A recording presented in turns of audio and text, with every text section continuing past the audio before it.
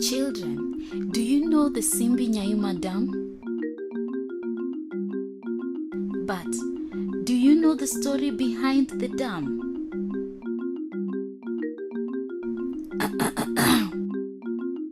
Nyaima. The village of Nyaima shone bright, both with abundant harvest as well as wedding preparation for one of its daughters, Nyasi Marnyimbo.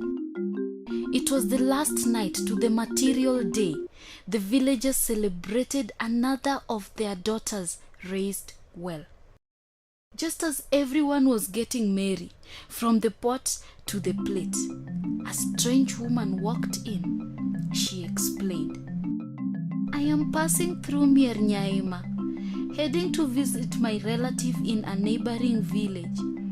But since night has fallen on me and I am hungry, I need a place to rest and have something small to eat." But they turned her away. She went from house to house, knocking and explaining herself, only for her to be turned away.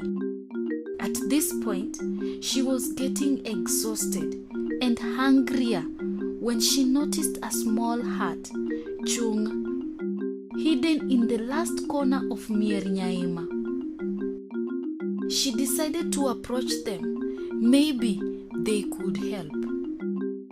She went and knocked on the door, and the lady of the house opened and welcomed her in. She gave her tea as the midnight stranger explained herself. "I am passing through Nyaima, heading to visit my relative in a neighboring village. But since night has fallen on me and I am hungry, I need a place to rest and have something small to eat." After hearing her story, the lady of the house agreed to provide the midnight stranger with space for the night and food she had left from her family's evening meal.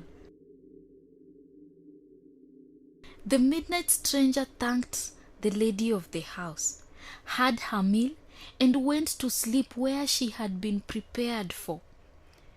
She woke up very early the following morning and called the lady of the house. She told her, "Gather all your belongings and your family and head to the nearest raised place you can find." The lady of the house was not sure whether to or not to trust the midnight stranger she had housed. So she consulted her husband on the matter. Equally, her husband could not understand the whole situation, but just asked the wife to do what the midnight stranger had said, for according to him, they would come back as soon as it was possible. So they gathered all their belongings and all their children and headed for the hills. Just as they were getting to the hilly parts of Nyaima, the ground broke, water spilled from the ground and covered the entire village. The family did not believe their eyes, but were very grateful they had listened to the midnight stranger.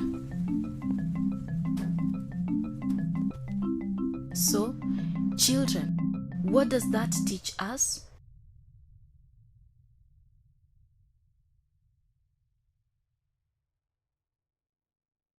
That is very true, my children.